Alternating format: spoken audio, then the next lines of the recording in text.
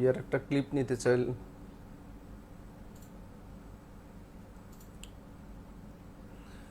আসসালামু আলাইকুম, সবাইকে প্রীতি ও শুভেচ্ছা জানিয়ে মার্চ ফরওয়ার্ড কর্তৃক আয়োজিত আজকের অনলাইন বাংলা ক্লাসে সবাইকে স্বাগত জানাচ্ছি। আশা করি যে যেখানে আছেন ভালো আছেন, সুস্থ আছেন, নিরাপদে আছেন।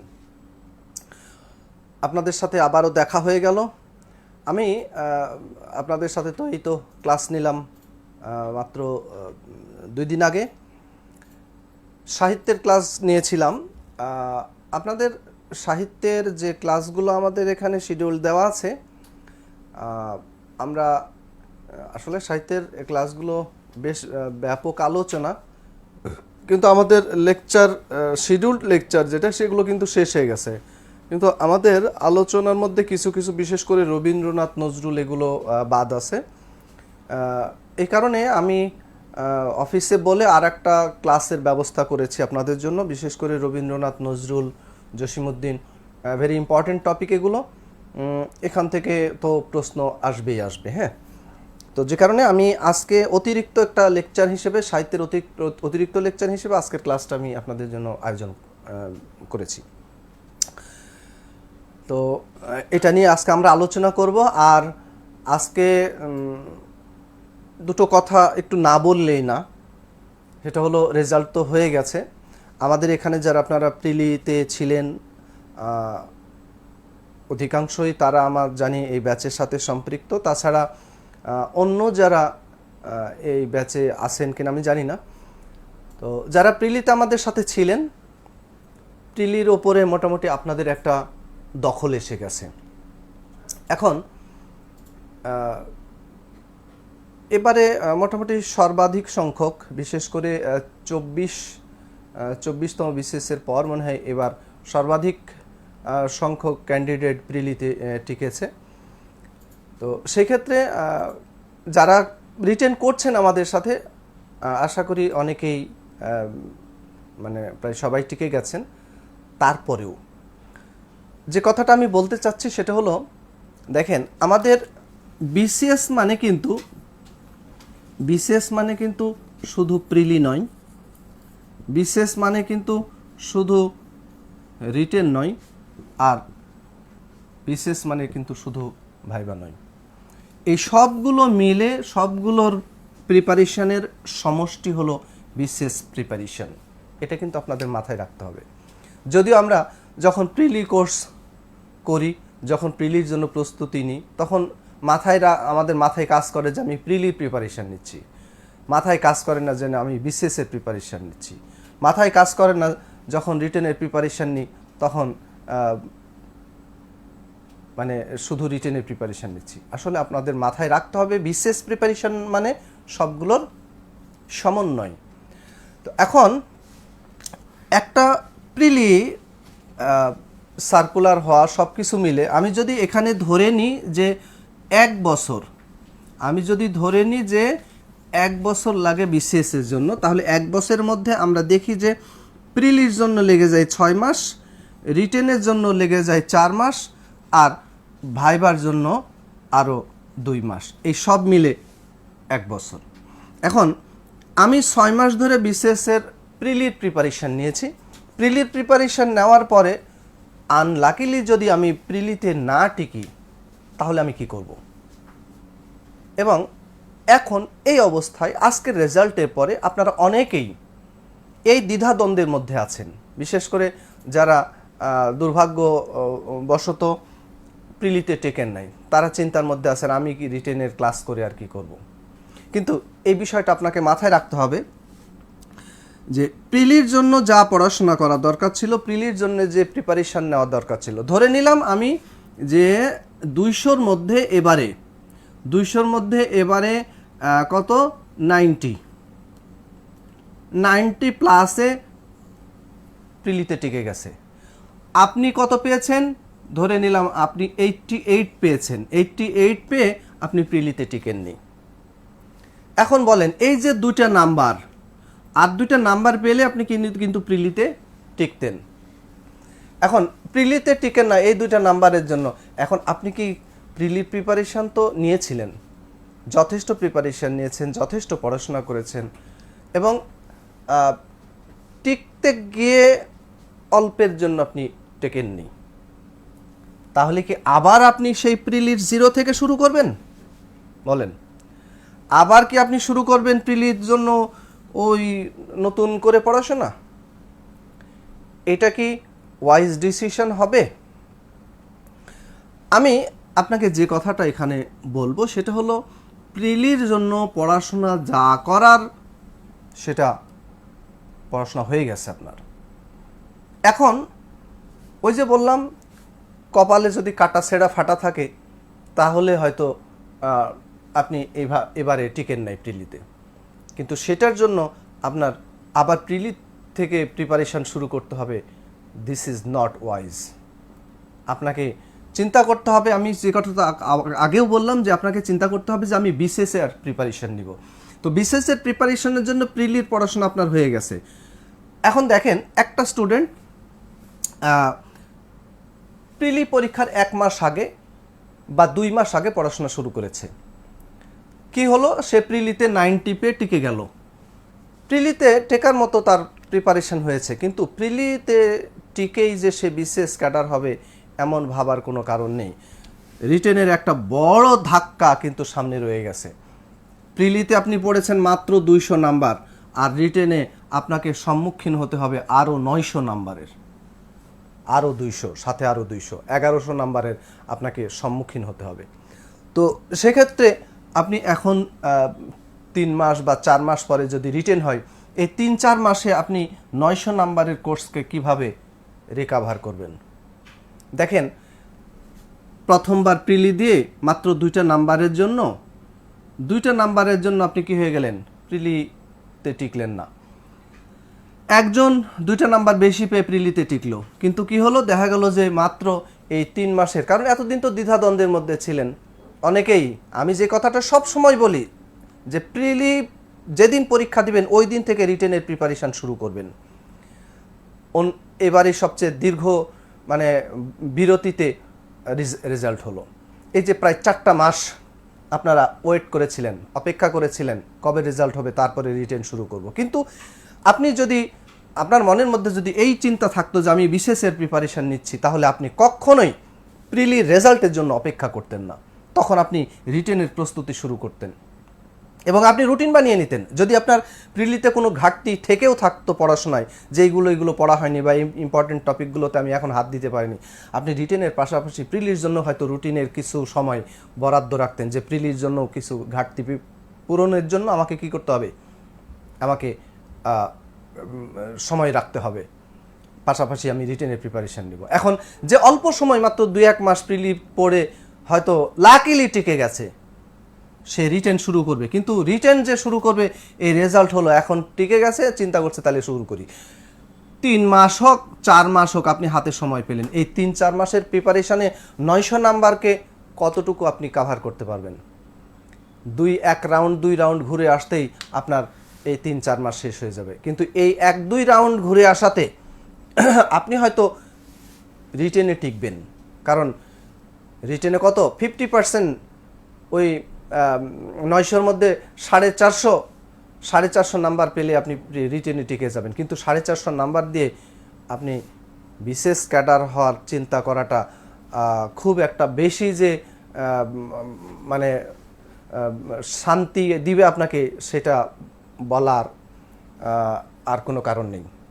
তো সেই ক্ষেত্রে আপনাকে অবশ্যই কী করতে হবে, রিটেনের জন্য লং টাইম প্রিপারেশান নিতে হবে। বুঝতেই পারছেন, আপনি 6 মাস ধরে প্রিপারেশান নিয়েও হচ্ছে না বা কোনো মতে টিকলেন, তো সেক্ষেত্রে রিটেনের জন্য আপনাকে কত সময় দিতে হবে। তো এই কারণে যারা প্রিলিতে দুর্ভাগ্যজনকভাবে প্রিলিতে টিকেননি, তারা প্রিলি নিয়ে আর চিন্তা করবেন না। আপনারা অবশ্যই কী করবেন, রিটেনের জন্য প্রস্তুতি শুরু করে দেন। রিটেন অন্যান্য যারা টিকেছে রিটেনে, তারা রিটেন পরীক্ষা দিবে এই মর্মে যেভাবে কি বলে উঠে পড়ে লাগবে, যেভাবে মাটি কামড় দিয়ে শুরু করবে, আপনি ওইভাবে শুরু করেন রিটেনের প্রিপারেশান শুরু করলেন, আপনি কিন্তু রিটেনে এগিয়ে থাকলেন। এবারে প্রিলিতে হয়নি, তাতে কি হয়েছে, সামনের বারে আপনার রিটেনের কিছুটা এগিয়ে থাকলেন, প্রিলিও পড়া হয়ে থাকলো। আপনি রিটেনের প্রস্তুতি কিন্তু 3 থেকে 4 মাস হয়তো ক্লাস হবে, এর মধ্যে রিটেন পরীক্ষা শুরু হবে। এই 3-4 মাসে আপনি রিটেন যতটা এগিয়ে রাখলেন, এটা কি আপনার জন্য প্লাস পয়েন্ট না? আপনি কি রিটেনটা যদি টিকতেন তাহলে কি হতো? রিটেনের যে প্রস্তুতি এখনই তো শুরু করতেন। তাহলে এই যে সময়টা পড়াশোনা করলেন 4 মাস, অনেকটা এগিয়ে থাকলেন। আবার পরের বারে আপনি প্রিলিরও প্রিপারেশন হয়ে থাকলো, রিটেনেরও প্রিপারেশন হয়ে থাকলো, দুটোই আপনাকে কি দিবে, মানে আপনাকে সুবিধা দিবে। এই বিষয়টা আপনি অবশ্যই চিন্তা করবেন। প্রিলিতে টিকেন আর না টিকেন সেটার জন্য আপনি অপেক্ষায় থাকবেন না যে আবার প্রিলিতে ভর্তি হব। নো, আপনি অবশ্যই এখন রিটেন শুরু করবেন, রিটেন পড়াশোনা শেষ করেন। আর এটা তো আপনাদের জানাই আছে যে প্রিলির সিলেবাসের 40%, মিনিমাম 40% রিটেনের সিলেবাসের সাথে হুবহু মিল আছে। তো আপনি যদি আপাতত রিটেন শুরু করেন এবং যদি খুব বেশি আপনি ইতস্তত হন, অন্তত যে 40% প্রিলি রিটেন মিল আছে, আপনি ওইটা কাভার করলেও তো অনেকটাই এগিয়ে থাকলেন। এজন্য যারা রিটেনে ভর্তি হয়েছেন তারা তো অবশ্যই কন্টিনিউ করবেন ক্লাসগুলো। এখন প্রাণবন্ত ক্লাস হবে। সবাই এর আগে তো চিন্তা করছিলেন যে প্রিলিতে টিকবো কি টিকবো না, আর এর আগেও যারা মানে প্রিলি পরীক্ষার আগের থেকে যারা শুরু করেন তারাও তো মানে হয়তো স্পিড কম ছিল, মানে পড়বো এরকম করতে করতে সময় গেছে। কিন্তু এখন তো আর সেই চিন্তা নেই। এখন যারা টিকেছেন আর না টিকেছেন সবাইকেই একদম গোছানো এবং প্রাণবন্ত ক্লাস হবে। ক্লাসগুলো আপনারা অবশ্যই করবেন, ক্লাস মিস করবেন না। পুরো রিটেনের সিলেবাসের ওপরে একটা দখল নিয়ে আসবেন এবং নিজেকে রিটেন পরীক্ষার্থী হিসাবে ওইভাবে প্রস্তুতি নিতে থাকবেন। আশা করি আমার পরামর্শটা আপনারা শুনলে অবশ্যই আপনাদের উপকার হবে যদি বোঝেন, এবং আশা করি আপনারা বুঝবেন, ক্লাসগুলো রেগুলার করবেন। ওকে, তাহলে আজকে আমরা শুরু করব রবীন্দ্র যুগ। এখানে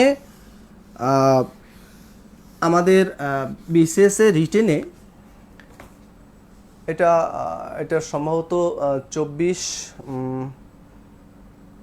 27তম বিসিএসের আগ পর্যন্ত বিসিএস রিটেনে একটা সিলেবাস ছিল। সিলেবাসে কয়েকজন লেখকের নাম ছিল, 11 জন লেখকের নাম ছিল। তো সেখানে 11 জন লেখক বাংলা সাহিত্যে আধুনিক যুগে অসংখ্য কবি সাহিত্যিক। এর মধ্যে বিখ্যাত কবি সাহিত্যিকই আছেন 200-র মতো। তো 200 জনের নাম যদি লিখতে থাকে তাহলে 5 পৃষ্ঠা তো শুধু কি লেখকের নাম লিখতেই চলে যাবে। এই জন্য পিএসসি যেটা করেছিল রিটেনের সিলেবাসে প্রাচীন যুগে চর্যাপদ, মধ্যযুগে 2-3টা টপিক, আর আধুনিক যুগে এই ঈশ্বরচন্দ্র বিদ্যাসাগর, মাইকেল, বঙ্কিম, এই 11 জন লেখকের নাম দিয়ে লিখেছে। এবং নাম না জানা আরও অনেকে মানে এবং সমসাময়িক অন্যান্য কবি সাহিত্যিকগণ, এভাবে একটা সিলেবাস দাঁড় করিয়েছিল। তো এখানে যে 11 জন লেখকের নাম ছিল, এটা নিয়ে যদিও মানে আমাদের এই বিশেষ করে যারা আমরা পড়াই, যারা সিলেবাস বর্ণনা করি, যারা আপনাদেরকে সিলেবাস সম্পর্কে ধারণা দিই, অনেকেই এমনভাবে উপস্থাপন করে যে ক্যান্ডিডেটরা ধরেই নেয় যে ওই 11 জন লেখকের বাইরে আর কোনো কিছু পড়তে হবে না। আসলে বিষয়টা তা না, কখনোই তা না। 11 জন, ওই যে আমরা যে কোনো কিছু উদাহরণ দিতে গিয়ে বলি না, আলু, বেগুন, পটল, মূলা ইত্যাদি ইত্যাদি, তো ওইরকম আসলে কয়েকজন লেখকের নাম দেওয়া হয়েছে। তো যাদের নাম দেওয়া হয়েছে তারা অবশ্যই খ্যাতিমান লেখক। তো সেখান থেকে যে লেখকদের নামগুলো আমরা পেয়েছি তাদের সম্পর্কে একটু অবশ্যই আপনাদের ভালো করে জানতে হবে। যেমন এই যে 11 জন লেখকের মধ্যে জীবনানন্দ দাশের নাম নেই, 11 জন লেখকের মধ্যে কি বলে শরৎচন্দ্রের নাম নেই, তাই বলে কি তাদেরকে ওই খাটো করা যাবে? অবশ্যই না। এই কারণে যাদের নাম আছে তাদের সম্পর্কে তো আমরা পড়বই, আরও খ্যাতিমান লেখক যারা তাদের সম্পর্কেও পড়তে হবে। এখন আসলে বিস্তৃত সিলেবাস, যে কারণে আমাদের যদি একটু লাফিয়ে ক্লাসগুলো শেষ করে দিই তো দেখা যায় কি যে আসলে এটা আপনাদের কাছেও হয়তো অতটা ভালো লাগবে না, কতটুকু বুঝলেন, কতটুকু ক্লিয়ার হলো না হলো। এই কারণে দেখা যায় যে লেখকদের সম্পর্কে আলোচনা করতে গেলে পরীক্ষায় আসার মতো যে সমস্ত মানে ইম্পর্টেন্ট ভেরি ভেরি ইম্পর্টেন্ট তথ্য আছে, সেগুলো সম্পর্কে আমাদের একটু জানতে হয়, আলোচনা করতে হয়। এ কারণে দেখা যায় যে একটু সময়ও লেগে যায়। হ্যাঁ, তো আমরা যতটুকু পারি আলোচনা করার চেষ্টা করব। প্রথমেই আসি আমাদের কবিগুরু রবীন্দ্রনাথ।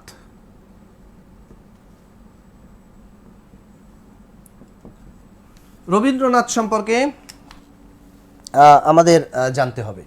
রবীন্দ্রনাথ সম্পর্কে তো অনেক অনেক প্রশ্ন আছে, কারণ সাহিত্যের প্রত্যেকটা শাখা প্রশাখা উপশাখায় তার সমান বিচরণ। প্রত্যেকটা শাখাতেই তিনি দক্ষতার পরিচয় দিয়েছেন, তার মানে প্রত্যেকটা শাখাকে তিনি কি করেছেন, কানায় কানায় পূর্ণ করে তুলেছেন। যে কারণে রবীন্দ্রনাথ সম্পর্কে যে কোনো শাখা থেকে প্রশ্ন আসতে পারে। রবীন্দ্রনাথ থেকে প্রশ্ন আসতে পারে তার গল্প, তাকে বাংলা ছোট গল্পের জনকই বলা হয়। তার গল্প আছে, তার উপন্যাস আছে, তারপরে তার নাটক আছে, তারপরে তার কাব্য আছে, তারপরে তার প্রবন্ধ আছে। এগুলোর মধ্যে বেশ কিছু ইম্পর্ট্যান্ট তথ্য আছে যেগুলো থেকে পরীক্ষায় প্রশ্ন আসে। তো রবীন্দ্রনাথ থেকে প্রথম একটা প্রশ্ন আমি আলোচনা করব, সেটা হলো রবীন্দ্রনাথকে কেন কি বলা হয়, কিসের জনক বলা হয়? তাকে ছোট গল্পের জনক।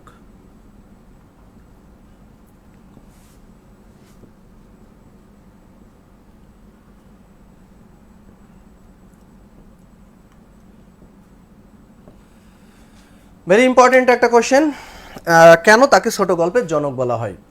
আচ্ছা, জনক কাকে বলে? যিনি জন্ম দেন, যিনি জন্মদাতা, তাকে বলা হয় জনক। তো রবীন্দ্রনাথকে কেন ছোট গল্পে, কোন ছোট গল্পের? বাংলা ছোট গল্পের। না হলে কিন্তু ছোট গল্প তিনি প্রথম সাহিত্য জগতে আনছেন, বিষয়টা তো আর এরকম না।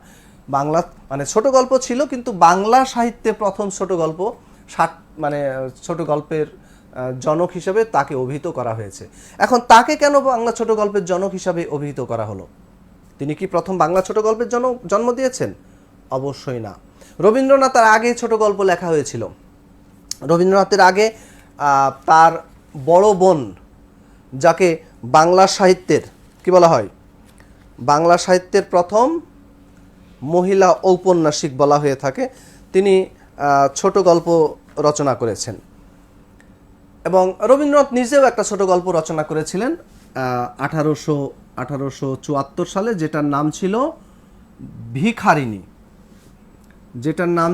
ভিখারিণী। এটা ছিল তার প্রথম ছোট গল্প। তাহলে তিনি প্রথম ছোট গল্প রচনা করেছেন তাও না, আবার তিনি সবচেয়ে বেশি ছোট গল্প রচনা করেছেন কত? 119টা ছোট গল্প রচনা করেছেন, সবচেয়ে বেশি রচনা করেছেন, এই জন্য যে ছোট গল্পের জনক তাও না।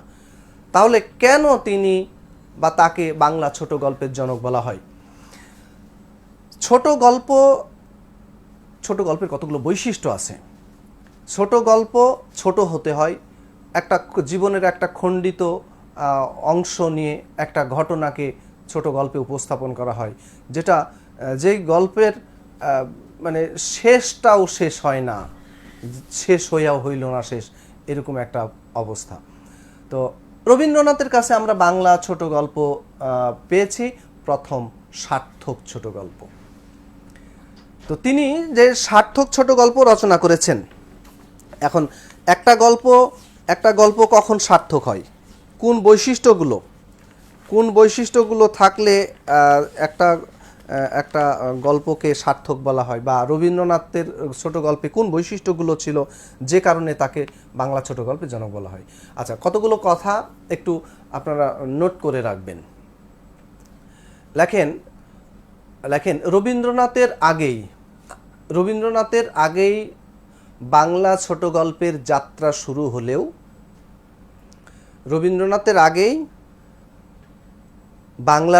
ছোট গল্পের যাত্রা শুরু হলেও, পথ চলা শুরু হলেও বাংলা ছোট গল্পের প্রথম সার্থক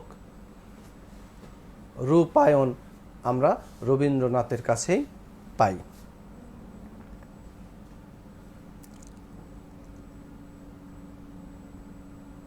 লিখেছেন ছোট গল্পের সৃষ্টি, বাংলা ছোট গল্পের সৃষ্টি তাকে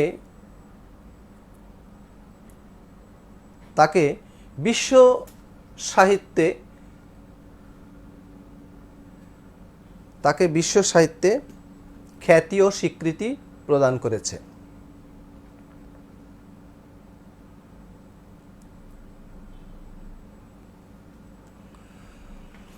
তারপরে লেখেন তার ছোট গল্পে বেশ কিছু বৈশিষ্ট্য রয়েছে, যে বৈশিষ্ট্যগুলোর কারণে তিনি বাংলা সাহিত্যে প্রথম সার্থক ছোট গল্পকার হিসেবে খ্যাতি অর্জন করেছেন।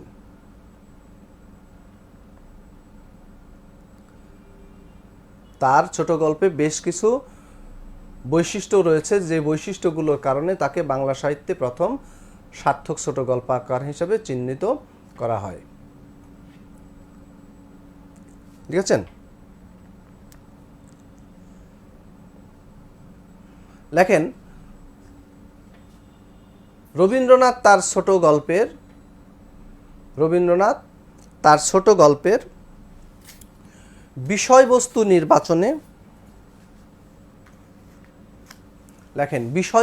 নির্বাচনে এগুলো বৈশিষ্ট্যের কথা বলছি, যে বৈশিষ্ট্যগুলো রবীন্দ্রনাথের ছোট গল্পে ছিল। বিষয়বস্তু নির্বাচনে, কাহিনী বিন্যাসে, কি বলছি, বিষয়বস্তু নির্বাচনে, তারপরে লেখেন কাহিনী বিন্যাসে, কাহিনী বানান এখন রস্বইকার দিয়ে লিখবেন দুটো, হ্যাঁ, কাহিনী বিন্যাসে, চরিত্র চিত্রণে,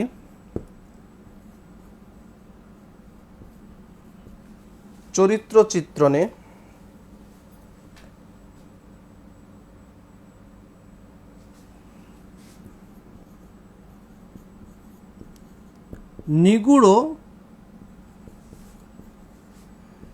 জীবনবোধের পরিচয়, নিগূঢ় মানে গুঁড়ো ইনহারেন্ট, যেটা জীবনবোধের পরিচয় প্রদানে,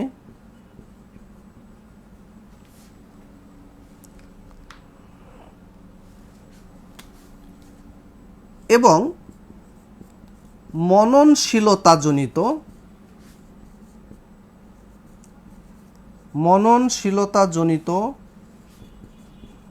সুষমতার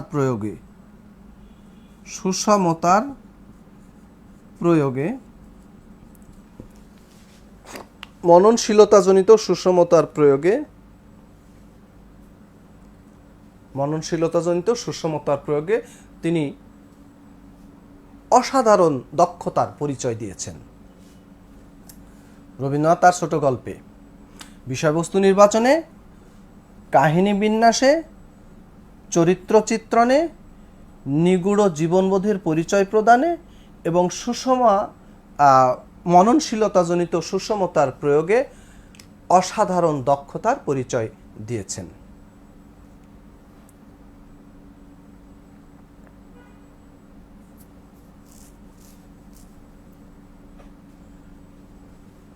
লিখেছেন তারপর লেখেন তার ছোট গল্পগুলো ছিল কাব্যধর্মী।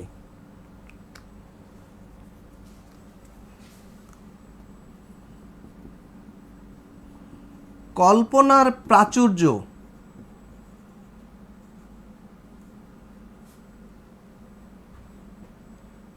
ও অলংকার বহুলতা, কল্পনার প্রাচুর্য ও অলংকার বহুলতা প্রভৃতি কাব্যগুণ তার ছোট গল্পে লক্ষ্য করা যায়। কল্পনার প্রাচুর্য ও অলংকার বহুলতা প্রভৃতি কাব্যগুণ তার ছোট গল্পে লক্ষ্য করা যায়। ঠিক আছে, তারপরে যে কথাটা গুরুত্বপূর্ণ সেটা লিখবেন যে তার ছোট গল্পগুলো মুখে বলা গল্পের মতো স্বচ্ছন্দ গতিতে এগিয়ে যা চলে। তার ছোট গল্পগুলো মুখে বলা গল্পের মতো যা স্বচ্ছন্দ গতিতে এগিয়ে চলে। মানে তিনি যে গল্প শুরু করেছেন, মানে গল্প যে শুরু করেছেন সেটার জন্য যে আলাদা করে গল্প বলছি, গল্প শুনছে এরকম নয়। মানে তিনি এমনভাবে গল্প বলেন যে মুখে যখন আমরা কেউ কথা বলে, যেমন তিনি কথা বলেই যাচ্ছেন আর আমরা গলাধঃকরণ করেই যাচ্ছি, কথা হজম করেই যাচ্ছি, এবং শুধু মানে সেখানে মননশীলতা নাই, সেখানে শুধু মানে একটা মানে বোঝা, একটা চাপাচাপি বা একটা জোর করে শোনা হচ্ছে সেরকম না। মানে এমনভাবে তিনি গল্প শুরু করেন যেন মুখে বলা গল্পের মতো, এবং পাঠককে নিমিষে গল্পের মধ্যে তিনি মগ্ন করে ফেলেন। তার গল্পে তিনি এমনভাবে গল্প বলেন যেন তিনি এমনভাবে গল্প লেখেন যেন মুখে বলা গল্পের মতো, এবং নিমিষেই পাঠককে কী করে ফেলে? গল্পের মধ্যে মগ্ন করে ফেলে।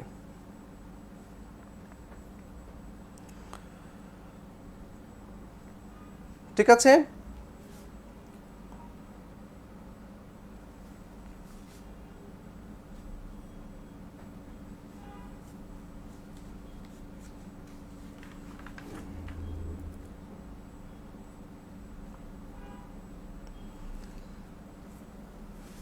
যেটা তার গল্পের আর একটা বৈশিষ্ট্য হলো যে গল্প শুরু করেছেন, গল্প শেষ হয়ে গেছে, কিন্তু তারপরেও কি হয়, মনে হয় যে এখানে কোথাও যেন কিছু বাকি রয়ে গেল। ওই যে বাক্যের ক্ষেত্রে গুণ আছে, যোগ্যতা, আকাঙ্ক্ষা, আসক্তি, যোগ্যতা আছে না, আকাঙ্ক্ষা আছে না, আকাঙ্ক্ষার যে বৈশিষ্ট্যটা, যে শোনার পর আরও কিছু বাকি মানে অংশ কি রয়ে গেছে, শোনা বাকি রয়ে গেছে, এরকমটা, যেটা তিনি তার সোনার তরী কাব্যগ্রন্থে বর্ষা যাপন কবিতায় বলেছেন, ছোট প্রাণ, ছোট কথা, ছোট ছোট দুঃখ ব্যথা নিতান্তই সহজ সরল। শেষে কি বলছেন? অন্তরে অতৃপ্ত রবে, সাঙ্গ করি মনে হবে, শেষ হইয়াও হইল না শেষ। মূলত এই কবিতার চরণের মধ্যে দিয়েই তার ছোট গল্পের বৈশিষ্ট্য খুঁজে পাওয়া যায়। অন্তরে অতৃপ্ত রবে, মনের মধ্যে একটা মানে আরও কিছু পাওয়ার ইচ্ছা, মনে হচ্ছে যে ঘটনা এখানে শেষ হয়ে যায়নি, ঘটনা আরও বাকি আছে। অন্তরে অতৃপ্ত রবে, সাঙ্গ করি মনে হবে, শেষ হয়ে যাওয়া মনে হবে, শেষ হয়ে যায়, কিন্তু তারপরে মনে হচ্ছে না আরেকটু কিছু বাকি আছে, শেষ হইয়াও হইল না শেষ। এই ছিল তার গল্পের বৈশিষ্ট্য। তারপরে কথাটা লেখেন যে তার ছোট গল্পের প্রস্তাবনা, উপস্থাপনা,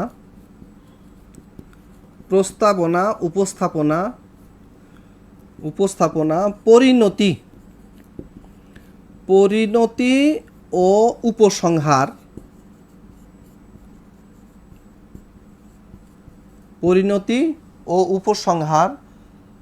এবং প্রস্তাবনা, উপস্থাপনা, পরিণতি, উপসংহার এবং কলা কৌশলের দিক থেকে, কলা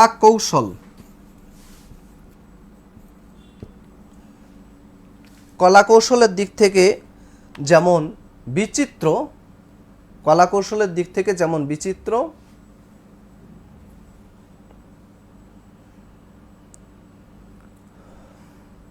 তেমনি বিষয়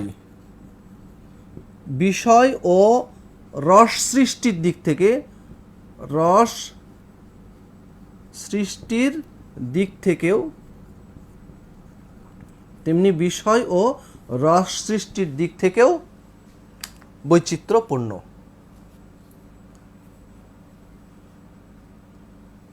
তাহলে কি বললাম? প্রস্তাবনা, উপস্থাপনা, পরিণতি, উপসংহার এবং কলা কৌশলের দিক থেকে যেমন বিচিত্র, তেমনি বিষয় ও রস সৃষ্টির দিক থেকেও বৈচিত্র্যপূর্ণ। হয়েছে। আর এই সব বৈশিষ্ট্যের কারণেই তিনি বাংলা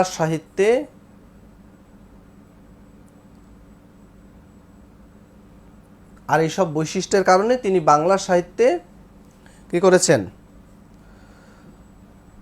এক অনন্য স্থান দখল করেছেন, এবং এই বৈশিষ্ট্যের কারণেই তাকে বাংলা সাহিত্যের প্রথম সার্থক ছোট গল্পকার এবং বাংলা ছোট গল্পের জনক বলা হয়।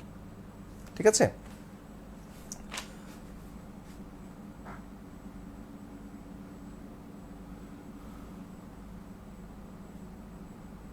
তাহলে এখানে কয়েকটা প্রশ্নের কিন্তু উত্তর পাবেন। একটা হলো রবীন্দ্রনাথের ছোট গল্পের বৈশিষ্ট্য লিখুন, তাহলে এই বৈশিষ্ট্যগুলো উল্লেখ করতে পারবেন।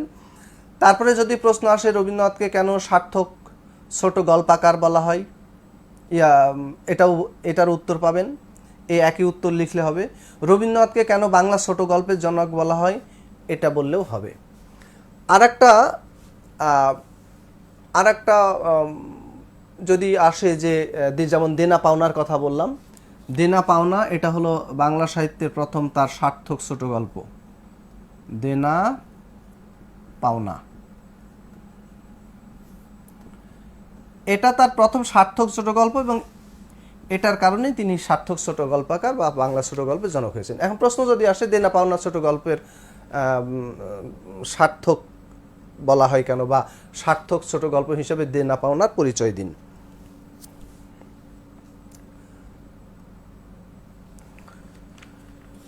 লিখেছেন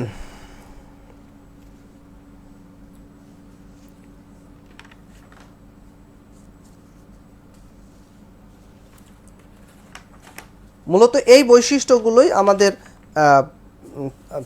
রবীন্দ্রনাথের ছোট গল্পের ক্ষেত্রে, সার্থক ছোট গল্পের ক্ষেত্রে আমরা পাব।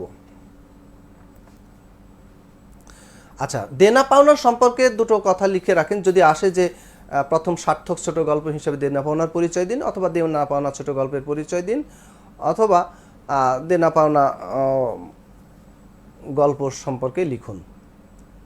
তাহলে কথাটা লেখেন যে বাংলা সাহিত্যের প্রথম সার্থক ছোট গল্প দেনা পাওনা।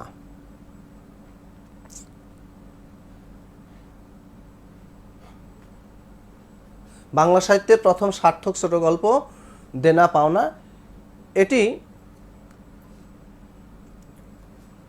গল্পটি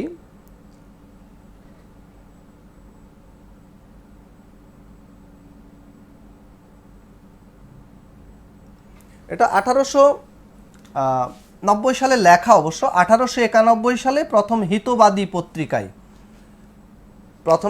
পত্রিকায় এবং পরে গ্রন্থাকারে প্রকাশিত হয়, এবং এই গল্পটির মাধ্যমেই রবীন্দ্রনাথ বাংলা সাহিত্যে প্রথম সার্থক ছোট গল্পকার হিসাবে খ্যাতি অর্জন করেন। আপনাদের মনে আছে যে হৈমন্তী ছোট গল্পে বিষয়বস্তু কি ছিল? পণ প্রথা, তাই না? পণ হৈমন্তীর পণ প্রথার বিষয়টা এখানে গল্পে উঠে এসেছিল। এই গল্পেও তাই, দেনা পাওনা গল্পের প্রধান বিষয়বস্তু হলো পণ প্রথা। লেখেন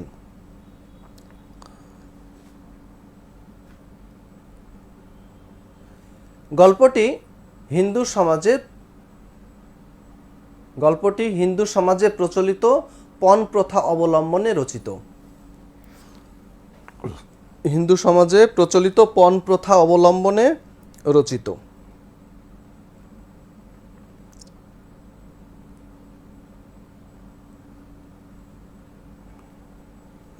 লেখেন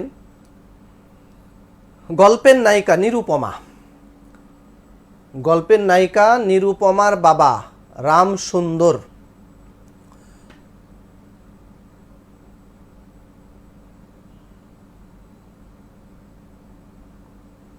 রামসুন্দর মিত্র 10,000 টাকা ও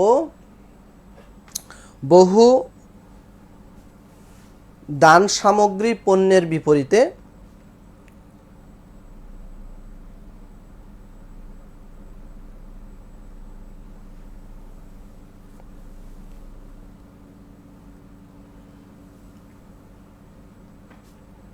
বহু দান সামগ্রী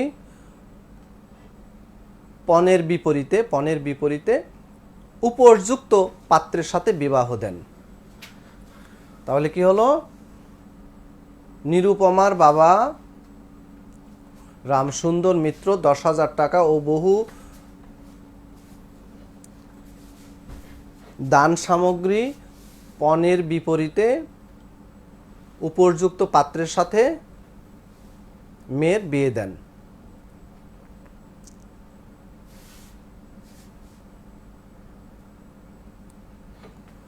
কিন্তু পণের টাকা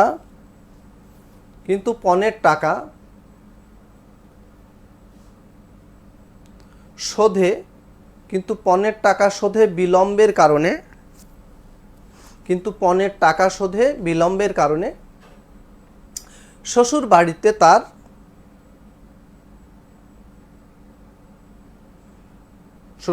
তার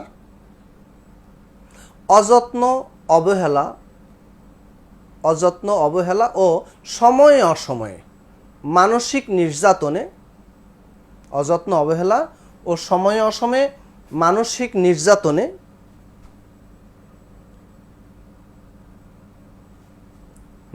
নির্যাতনে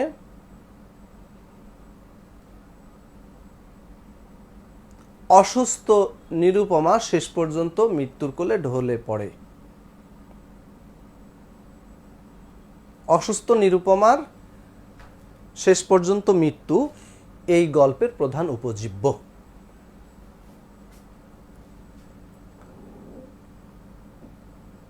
বুঝেছেন? তাহলে পণের টাকা শোধে বিলম্বের কারণে শ্বশুরালয়ে তার অযত্ন অবহেলা ও সময়ে অসময়ে মানসিক নির্যাতনে অসুস্থ নিরুপমার শেষ পর্যন্ত মৃত্যু এই গল্পের প্রধান উপজীব্য। ঠিক আছে? তাহলে চরিত্র কি পেলাম? নিরুপমা নায়িকা, তারপরে রামসুন্দর মিত্র, রায় বাহাদুর প্রমুখ এই গল্পের উল্লেখযোগ্য চরিত্র।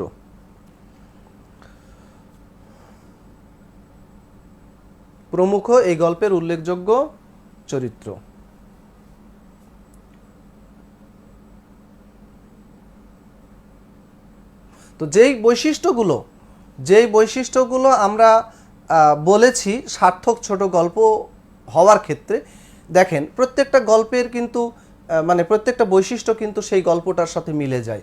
বিষয়বস্তু এমন এক বিষয়বস্তু যেখানে সমাজে চলমান এবং সমাজে এটা একটা ভাইরাসের মতো, এবং সমাজে এখন এটা নিয়ে অনেক বলাবলির কারণে যদিও যৌতুক নামটা পরিবর্তন হয়েছে, কিন্তু তারপরেও এটা সব সমাজে একটা সাধারণ ভাইরাসের মতো জর্জরিত হয়ে আছে। তো বিষয়বস্তু বলেন, কাহিনী যেভাবে সাজানো হয়েছে একদম শেষ পর্যন্ত, তাই না? নিরুপমার মৃত্যু, এটা আমাদেরকে অশ্রু ঝরিয়ে দেয়। তারপরে চরিত্র চিত্রণ, দেখেন চরিত্রের ক্ষেত্রে এখানে নায়ককে সেটাকে উপস্থাপন করা বিষয় না, তার এখানে যেহেতু কি একটা জড় পদার্থ, তার এখানে কোনো বিষয়, তার কর্তৃত্ব নাই। এখানে যৌতুক দুই পর্বের মধ্যে একজন জোর চাপ দিচ্ছে পাওয়ার, আর একজন দেওয়ার জন্য চেষ্টা করছে, ওইটাই মূল বিষয়। তো নায়কের চরিত্র চিত্রণের ক্ষেত্রে কতটা তিনি কৃতিত্বের পরিচয় দিয়েছেন। তারপরে নিগুড় জীবনবোধের পরিচয়, মননশীলতা জনিত প্রত্যেকটা চরিত্রই যেন ফুটে উঠেছে। তো শুরু থেকে একদম শেষ পর্যন্ত যে বৈশিষ্ট্যগুলো আমরা পেয়েছি সার্থক ছোট গল্পের ক্ষেত্রে, তো রবীন্দ্রনাথ তার ছোট গল্পে এই বিষয়গুলো উপস্থাপন করেছেন, যে কারণে তাকে সার্থক ছোট গল্পকার, আর তার গল্পগুলোকে দেনা পাওনাকে সার্থক ছোট গল্প বলা হয়। ওকে, আচ্ছা, ছোট গল্পের দিক থেকে একটা তো আমরা পেলাম। এখানে একটা আলোচনা করতে গিয়ে আমি বেশ কয়েকটা কোশ্চেনে কিন্তু আলোচনা করে ফেলেছি। হ্যাঁ, আচ্ছা, এখানে আর কয়েকটা বিষয় একটু আমি উপস্থাপন করব। রবীন্দ্রনাথের ছোট গল্পগুলো কতগুলো দিক তিনি এখানে আলোকপাত করেছেন, বা কতগুলো দিক থেকে তিনি ছোট গল্পগুলো রচনা করেছেন। একটা হলো তার প্রেমের গল্প রয়েছে, একদম সহজ স্বাভাবিক সহজাত সাধারণ একটা বৈশিষ্ট্য কথার সাহিত্যে, সেটা হলো প্রেম। তো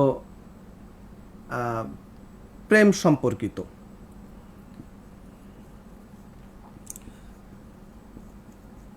সম্পর্কিত তারপরে হলো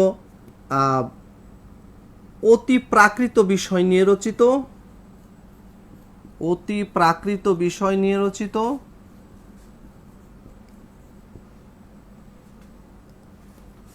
তারপরে প্রকৃতির সাথে মানব মনের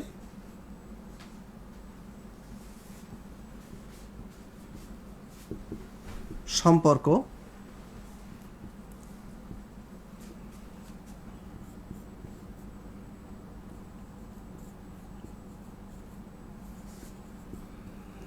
তারপরে সামাজিক বিষয় অবলম্বনে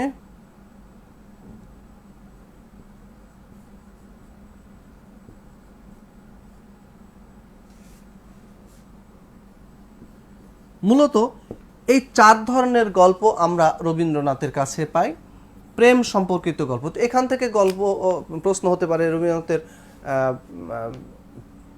প্রেম সম্পর্কিত কতগুলো গল্পের নাম লিখুন।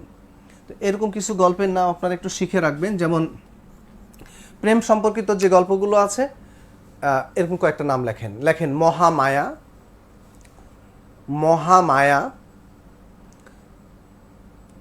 তারপরে লেখেন অধ্যাপক, মহামায়া, অধ্যাপক, তারপরে লেখেন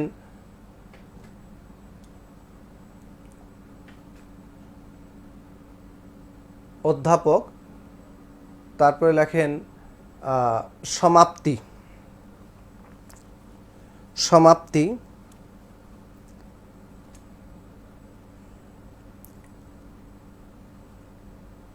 তারপরে লেখেন এক রাত্রি, তারপরে লেখেন নষ্টনীড় ল্যাবরেটরি, শেষ কথা,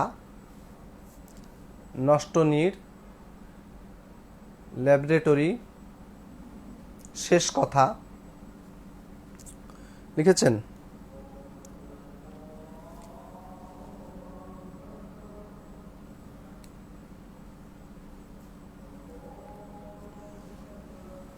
তারপরে লেখেন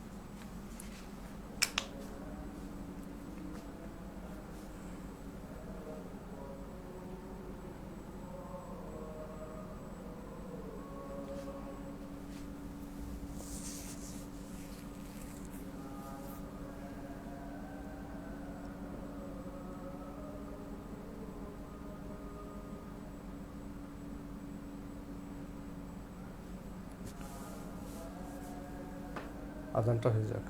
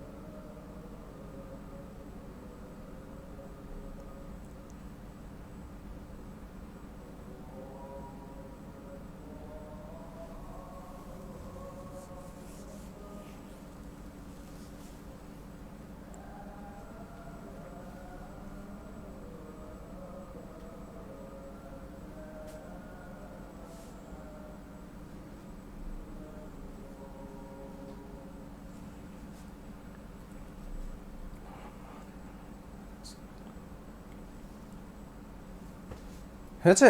তাহলে প্রেম বিষয়ক যে গল্পগুলো, সেই গল্পগুলো কতগুলো আমরা নাম পেলাম। এই সমস্ত গল্পে তিনি খুব স্বাভাবিকভাবে, সহজভাবে মানে প্রেমের যে কমল মধুর রূপ, সেই রূপটাকে তিনি ফুটিয়ে তুলেছেন। আচ্ছা, এরপরে আসেন অতি প্রাকৃত বিষয় নিয়ে যে সমস্ত গল্প তিনি রচনা করেছেন। অতি প্রাকৃত মানে কি? অতি প্রাকৃত, প্রাকৃত মানে সাধারণ, স্বাভাবিক, দৃশ্যমান জগতের যে বিষয়গুলো, সেগুলো হলো প্রাকৃত। তাহলে অতি প্রাকৃত হলো যেগুলো কি আমাদের পঞ্চ ইন্দ্রিয়ের বাহিরে, যেগুলো যেগুলো আমাদের ধরা ছোঁয়ার বাহিরের বিষয়, সেই সমস্ত বিষয়গুলো নিয়ে তিনি এখানে আলোকপাত করেছেন। তো অতি প্রাকৃত, সুপার ন্যাচারাল যেটাকে বলা হয়, অতীন্দ্রিয় বিষয় যেটা, তাই না? তো অতি প্রাকৃত বিষয় নিয়ে রচিত যে গল্পগুলো আমরা পাই, এরকম কিছু গল্পের নাম লিখে রাখেন। এখানে এইভাবে কোশ্চেন হতে পারে, হ্যাঁ, যে অতি প্রাকৃত বিষয় নিয়ে রচিত রবীন্দ্রনাথের গল্পগুলির নাম লিখুন, অথবা সামাজিক বিষয় অবলম্বনে বা সামাজিক ঘটনা প্রবাহ অবলম্বনে রচিত রবীন্দ্রনাথের গল্পগুলির নাম লিখুন, এরকম। তো অতি প্রাকৃত বিষয় আমি একটু জাস্ট বলে যাই, তাই না? সবগুলো তো বলতে সময় লাগবে, লিখাতে আপনারা পরে লিখে নেবেন। তো এরকম কতগুলো গল্প, যেমন আমি বলি, আপনারা একটু মনে রাখেন। ক্ষুধিত পাষাণ, তারপরে মণিহারা, নিশীথে, তারপরে সম্পত্তি সমর্পণ, জীবিত মৃত, কঙ্কাল, তারপরে ডিটেকটিভ, এগুলো হলো অতি প্রাকৃত বিষয় নিয়ে লেখা। তাহলে কি কি বললাম? ক্ষুধিত পাষাণ, তারপরে মণিহারা, তারপরে নিশীথে, জীবিত মৃত, ডিটেকটিভ, সম্পত্তি সমর্পণ, কঙ্কাল,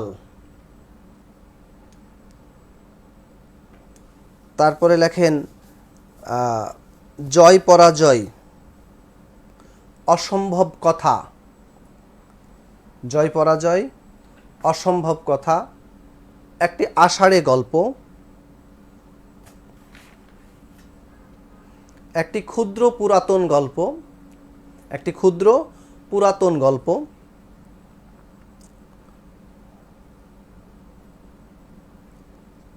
তারপরে রীতিমতো নভেল, রীতিমতো নভেল,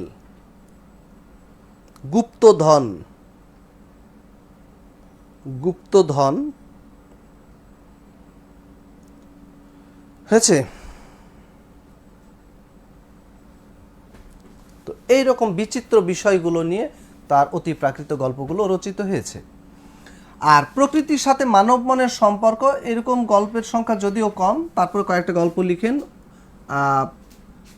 অতিথি একটা লেখেন, অতিথি একটা লেখেন, আপদ আর একটা হলো শুভা। অতিথি, আপদ, শুভা, এগুলো হলো প্রকৃতির সাথে মানব মনের সম্পর্ক। আর সামাজিক ঘটনা প্রবাহ অবলম্বনে তার অনেক গল্প রয়েছে। সামাজিক ঘটনা কোনগুলো? ওই যে যেমন পণের বিষয়গুলো, তাহলে পণ নিয়ে লেখা হয়েছে হৈমন্তী, পণ নিয়ে লেখা হয়েছে কোনটা, ওই যে দেনা পাওনা, তাই না? তারপরে ওই যে সুদের ব্যবসা নিয়ে লেখা হয়েছে। এরকম কতগুলো গল্পের নাম লিখেন। তাহলে লেখেন হৈমন্তী, তারপরে লেখেন দেনা পাওনা, দেনা পাওনা, তারপরে লেখেন কাবুলিওয়ালা, কাবুলিওয়ালা, তারপর লেখেন পোস্টমাস্টার,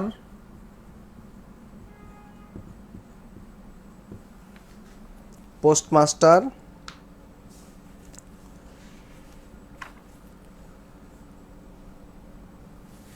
তারপরে লেখেন পণ রক্ষা, পণ রক্ষা,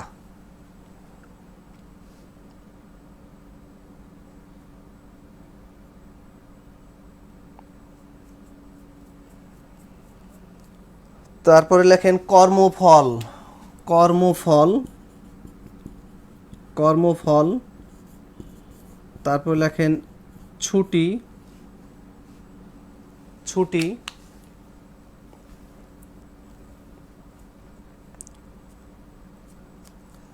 দান প্রতিদান লেখেন,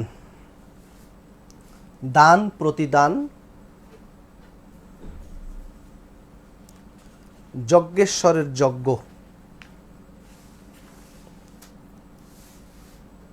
তারপর লেখেন খোকা বাবুর প্রত্যাবর্তন, খোকা বাবুর প্রত্যাবর্তন,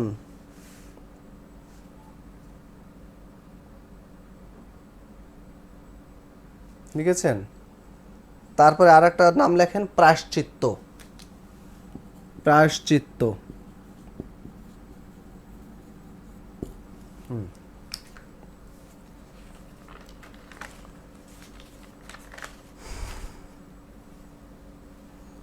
হয়েছে? আচ্ছা, এখানে আরেকটা প্রশ্ন ইম্পর্টেন্ট, এই কোশ্চেনটাও, এই প্রশ্নটাও প্রায় আসে পরীক্ষায়। সেটা হলো রবীন্দ্রনাথের ছোট গল্পে নারী চরিত্র, রবীন্দ্রনাথের ছোট গল্পে নারী চরিত্র। তো এখানে নারী চরিত্র শিরোনামে একটা অনুচ্ছেদ লিখুন, অথবা নারী চরিত্রের অবস্থা বা পরিণতি, এইরকম একটা প্রশ্ন হতে পারে, যে হেডলাইন দিয়ে রাখেন রবীন্দ্রনাথের ছোট গল্পে নারী চরিত্র। তো রবীন্দ্রনাথ তার ছোট গল্পে পুরুষ চরিত্রের চেয়ে নারী চরিত্রগুলোকে তিনি সবচেয়ে বেশি মানে আলোকিত করে উপস্থাপন করেছেন।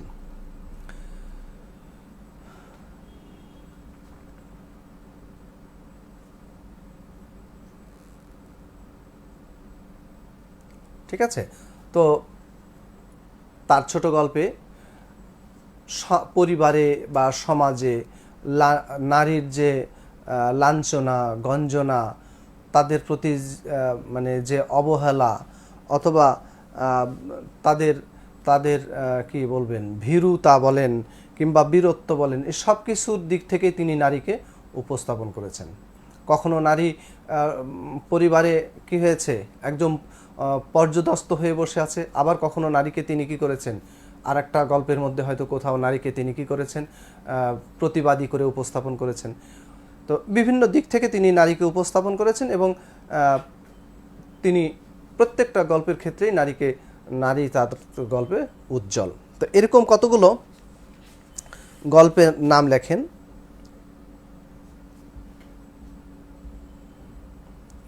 লেখেন দেনা পাওনা ও হৈমন্তী গল্পে, লেখেন দেনা পাওনা ও হৈমন্তী গল্পে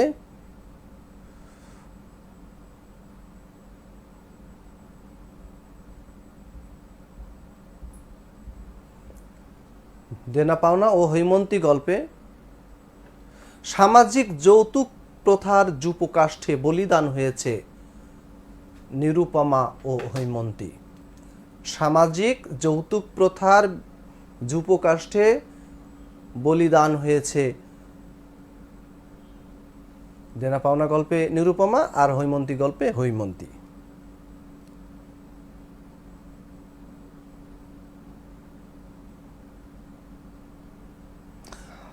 আর ঠিক মানভঞ্জন গল্পে বিপরীত ঘটনা আমরা দেখতে পাই। লেখেন মানভঞ্জন গল্পে এর ঠিক বিপরীত চিত্র প্রকাশিত হয়েছে।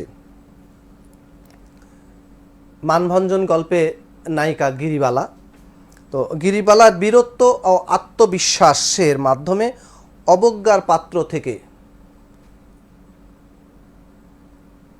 মানভঞ্জন গল্পে গিরিবালার বীরত্ব ও আত্মবিশ্বাসের মাধ্যমে অবজ্ঞার পাত্র থেকে পুরুষের প্রিয়তম ও আকাঙ্ক্ষার অবস্থানে উত্তরণ করেছে। তাহলে মানভঞ্জন গল্পের সাথে দেনা পাওনা হৈমন্তী গল্পে ঠিক বিপরীতটা, যেখানে দেনা পাওনা হৈমন্তী গল্পে হৈমন্তী আর নিরুপমা নিজেদের জীবন বিসর্জন দিয়েছে, ঠিক নিজেকে এরকম শক্তিশালী করে উপস্থাপন করেছে মানভঞ্জন গল্পে গিরিবালা। তাহলে গিরিবালা মানভঞ্জন গল্পের ঠিক বিপরীতটা আমরা দেখতে পাই। সেখানে তিনি কি করেছেন, গিরিবালা কি করেছে, নিজের আত্মবিশ্বাসের কারণে এবং বীরত্বের কারণে তিনি কি করেছেন, মানে পুরুষের সমাজে নিজের অবস্থান, নিজের প্রভাবটাকে ফুটিয়ে তুলেছে।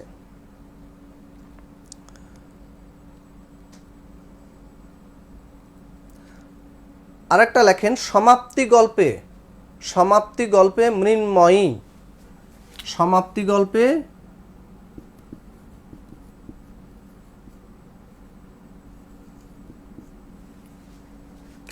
সমাপ্তি গল্পে মৃন্ময়ী চরিত্রে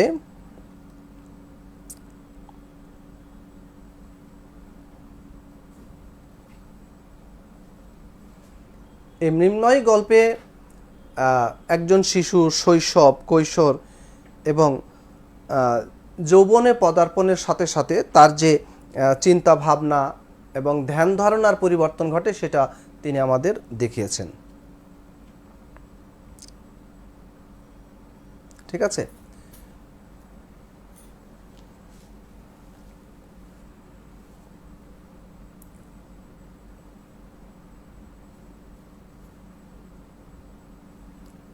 তো সেখানে তিনি দেখিয়েছেন মৃন্ময়ীর চরিত্রে যে সময় যেমন পরিবর্তন ঘটে, সময়ের পরিবর্তনের সাথে সাথে একজন মেয়ের শৈশব, কৈশোর এবং যৌবনে তার চিন্তা ভাবনা, ধ্যান ধারণারও কী হয়, পরিবর্তন ঘটে, সে বিষয়গুলো তিনি চোখে আঙ্গুল দিয়ে দেখিয়ে দিয়েছেন। তো এরকম বিভিন্ন গল্পে বিভিন্ন চরিত্র যেগুলো পাই আমরা, নারী চরিত্র আরও পাই।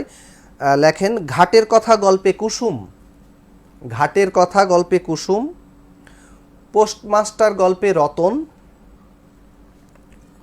ডালিয়া, ডালিয়া গল্পে আমিনা, এক রাত্রি গল্পে সুরবালা, এক রাত্রি গল্পে সুরবালা, জীবিত ও মৃত গল্পে, জীবিত ও মৃত গল্পে কাদম্বিনী, জয় পরাজয় গল্পে অপরাজিতা, কাবুলিওয়ালা গল্পে মিনি, শুভা গল্পে সুভাষিনী, মহামায়া গল্পে মহামায়া, সুভাষিনী গল্পে, শুভা গল্পে সুভাষিনী, মহামায়া গল্পে মহামায়া, সম্পাদক, সম্পাদক গল্পে প্রভা, সম্পাদকের সামাজিক ঘটনা প্রবাহ নিয়ে লেখা, সম্পাদক গল্পে প্রভা।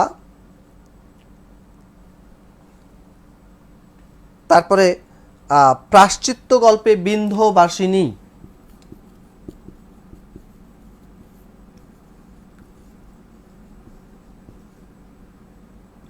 প্রায়শ্চিত্ত গল্পে বিন্ধবাসিনী, দিদি গল্পে শশী, দিদি গল্পে শশী,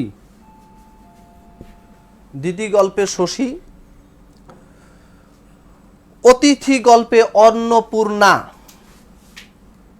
অতিথি গল্পে অন্নপূর্ণা, অন্নপূর্ণা, অতিথি গল্পে অন্নপূর্ণা,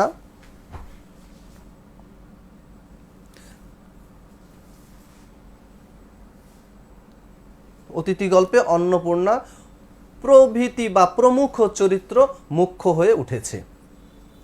মানে এই সমস্ত গল্পে তিনি কি করেছেন?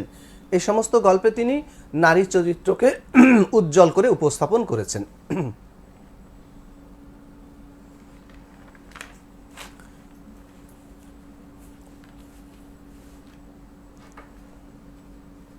তাহলে এই চরিত্রগুলো সৃষ্টির মাধ্যমে তিনি আসলে নারী চরিত্র জগতই সৃষ্টি করে ফেলেছেন।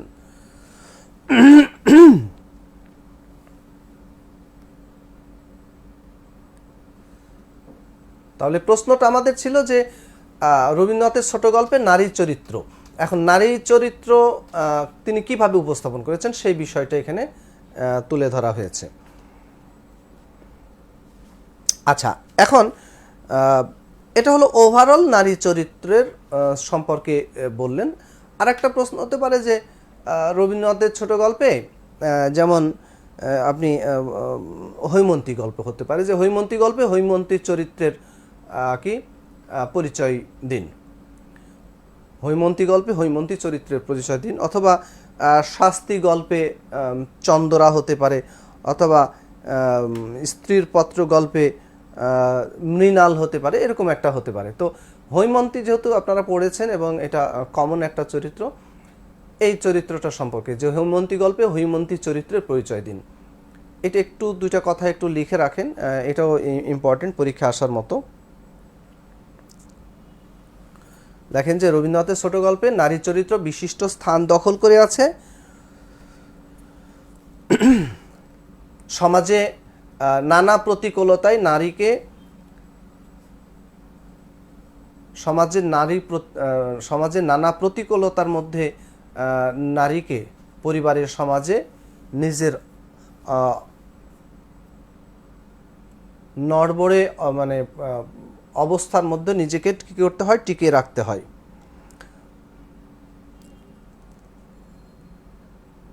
কিন্তু রবীন্দ্রনাথের ছোট গল্পে নারী চরিত্রগুলো নানা প্রতিকূলতাকে কি করে নানা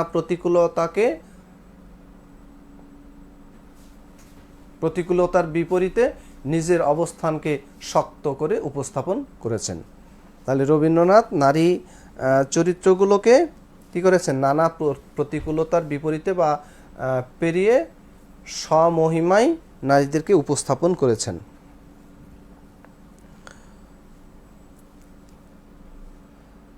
লিখেছেন? তো হৈমন্তী গল্পে হৈমন্তী এমনই একটা চরিত্র।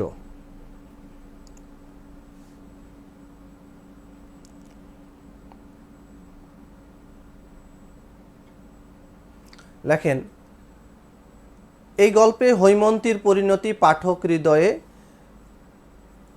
এই গল্পে বা হৈমন্তী গল্পে হৈমন্তী চরিত্রটির করুণ পরিণতির জন্য পাঠক হৃদয়ে স্থান করে আছে।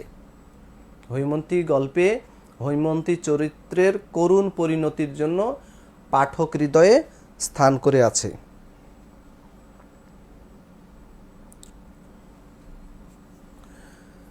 লেখেন, যৌতুক প্রথার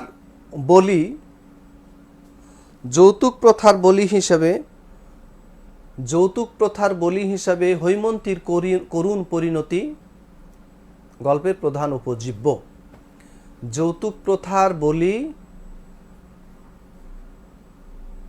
হিসাবে হৈমন্তীর করুণ পরিণতি, যৌতুক প্রথার বলি হিসাবে হৈমন্তীর করুণ পরিণতি এই গল্পের প্রধান উপজীব্য।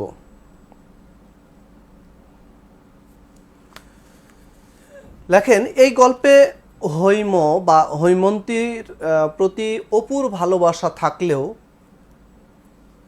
এই গল্পে হৈম বা হৈমন্তীর প্রতি অপুর ভালোবাসা থাকলেও তার অক্ষমতা ও ক্লীবত্ব, ক্লীব মানে জড় পদার্থ আর কি, ক্লীবত্ব, তার অক্ষমতা ও ক্লীবত্ব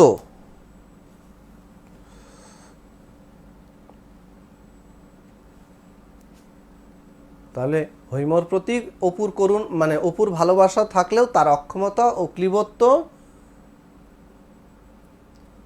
হৈমন্তীকে করুণ পরিণতির দিকে ঠেলে দেয়।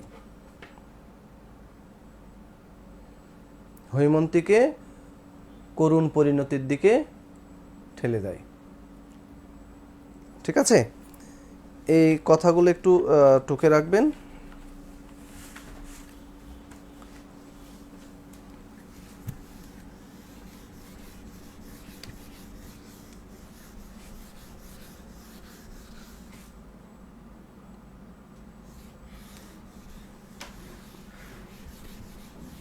আচ্ছা, এবার আসি আমরা উপন্যাস, রবীন্দ্রনাথের উপন্যাস নিয়ে।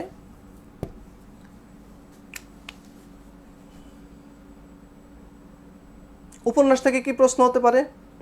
উপন্যাস থেকে বিভিন্ন বাংলা উপন্যাসে রবীন্দ্রনাথের অবদান, এরকম প্রশ্ন হতে পারে। অথবা রবীন্দ্রনাথের ঔপন্যাসিক প্রতিভার পরিচয় দিন। অথবা আচ্ছা, আমি নামটা আর লিখছি না, সংক্ষেপ লিখছি, রবীন্দ্রনাথের ঔপন্যাসিক প্রতিভা। ঔপন্যাসিক প্রতিভার পরিচয় দিন।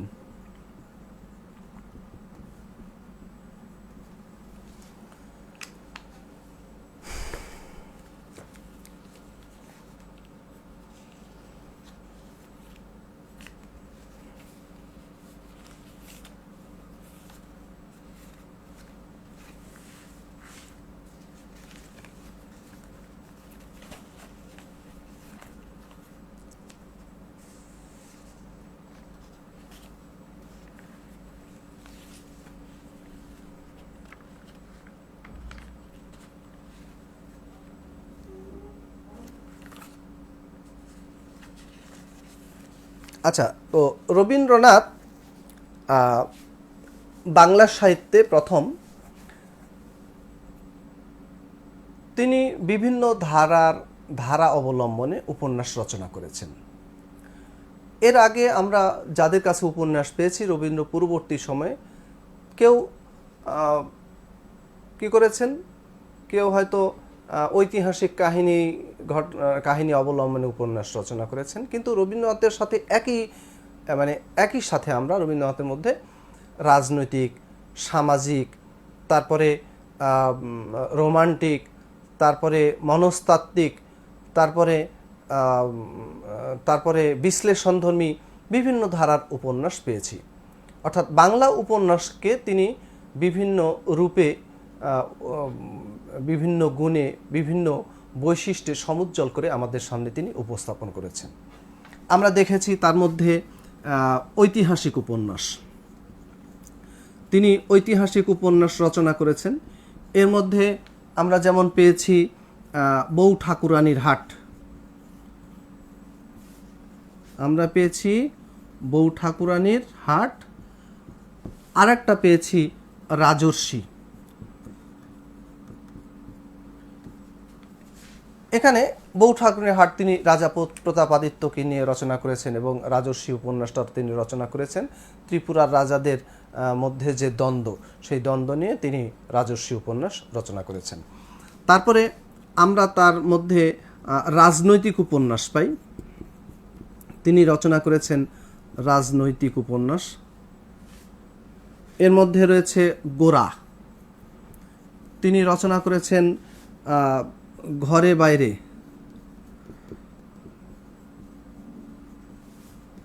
তিনি রচনা করেছেন 4 অধ্যায়। এগুলো তার রাজনীতি সংক্রান্ত বা রাজনৈতিক বিষয় নিয়ে রচিত গল্প। গোরা উপন্যাসের মধ্যে তিনি কি নিয়ে লিখেছেন, তিনি বঙ্গভঙ্গ, যদি এখানে আরও কিছু বিষয় আছে আমরা সেটা আরেকটু আলোচনা করব। গোরা বঙ্গভঙ্গ নিয়ে, মূল বিষয়টা এখানে বঙ্গভঙ্গ। ঘরে বাইরে এখানে তিনি আসলে রূপক হিসাবে ব্রিটিশ ভারতের রাজনীতি উপস্থাপন করেছেন। 4 অধ্যায় এখানে তিনি স্বদেশী আন্দোলন নিয়ে কথা বলেছেন। তারপরে আমরা পেয়েছি তার কাছে মনস্তাত্ত্বিক উপন্যাস,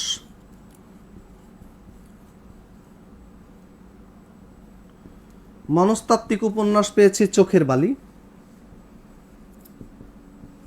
বালি, এবং এটা বাংলা সাহিত্যের প্রথম সার্থক মনস্তাত্ত্বিক। যদিও মনস্তাত্ত্বিক মানে কি, মনসমীক্ষণমূলক, মনের যে সূক্ষ্ম গতি প্রকৃতি, মন কখন কোথায় কিভাবে কি চায় না চায়, এই বিষয়গুলো সূক্ষ্মভাবে উপস্থাপন, সেটা হলো মনস্তাত্ত্বিক। তারপরে তিনি রচনা করেছেন রোমান্টিক উপন্যাস। রোমান্টিক উপন্যাস, বিখ্যাত রোমান্টিক উপন্যাস হলো চোখের বালি। তিনি রচনা করেছেন সামাজিক উপন্যাস। সামাজিক উপন্যাসগুলোর মধ্যে রয়েছে চতুরঙ্গ, তারপরে চোখের বালি, 2 বোন, মালঞ্চ, যোগাযোগ, নৌকাডুবি।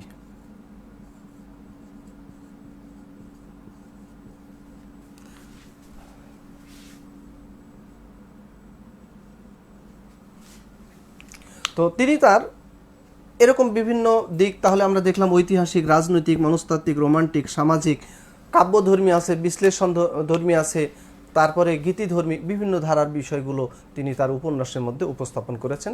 এবং সমাজের বিভিন্ন যে ঘটনা প্রবাহ, ঘটনা এবং বিভিন্ন মানুষের যে মানে নিগুড় মনোবৃত্তি, সেই বিষয়গুলোকে তিনি সূক্ষ্মভাবে তার উপন্যাসের মধ্যে তুলে এনেছেন। এবং বাংলা সাহিত্যে উপন্যাস নিয়ে এত যে মানে শাখা প্রশাখার উপস্থাপন, সেটা খুব কমই আমরা দেখতে পাই। অন্যান্য যারা ঔপন্যাসিক আছেন তারা নির্দিষ্ট ধারাগুলো নিয়েই বেশি উপন্যাস লিখেছেন, কিন্তু তিনি এত মানে ব্যাপকভাবে বিভিন্ন ধারাকে যে উপস্থাপন করেছেন তা বাংলা সাহিত্যে বিরল। এই গেল তো রবীন্দ্রনাথের ঔপন্যাসিক প্রতিভার পরিচয়। এবার এখান থেকে নির্দিষ্ট কোনো উপন্যাসকে কেন্দ্র করে কোশ্চেন হতে পারে।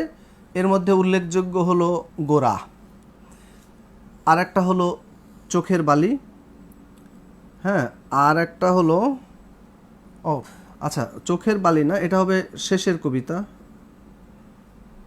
শেষের কবিতা, রোমান্টিক শেষের কবিতা।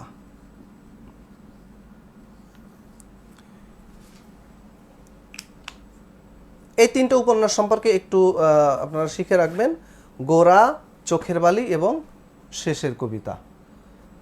পরীক্ষায় যদি নির্দিষ্ট কোনো প্রশ্ন মানে উপন্যাস কেন্দ্রিক কোশ্চেন হয় তাহলে এই তিনটা থেকে আপনারা পাবেন। তো প্রথমে গোরা সম্পর্কে একটু দুইটা কথা লিখে রাখেন।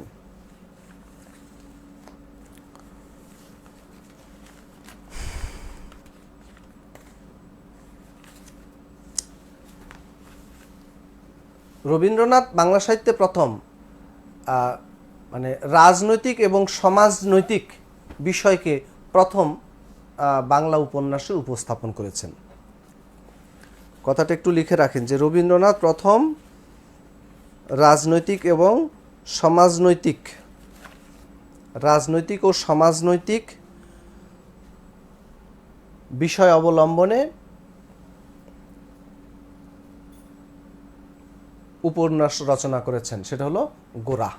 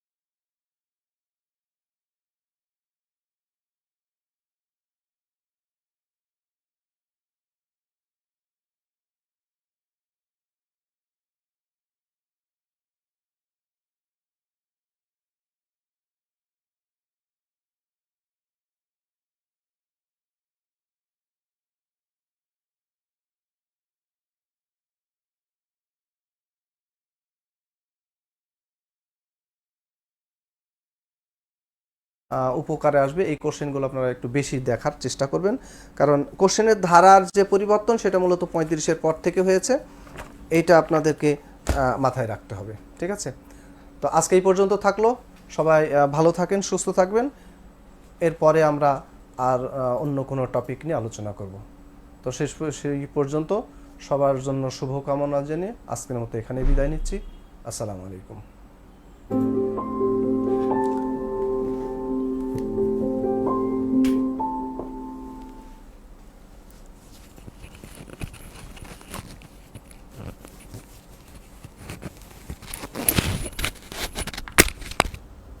ওইগুলো দেখতে কেমন সময় লাগবে?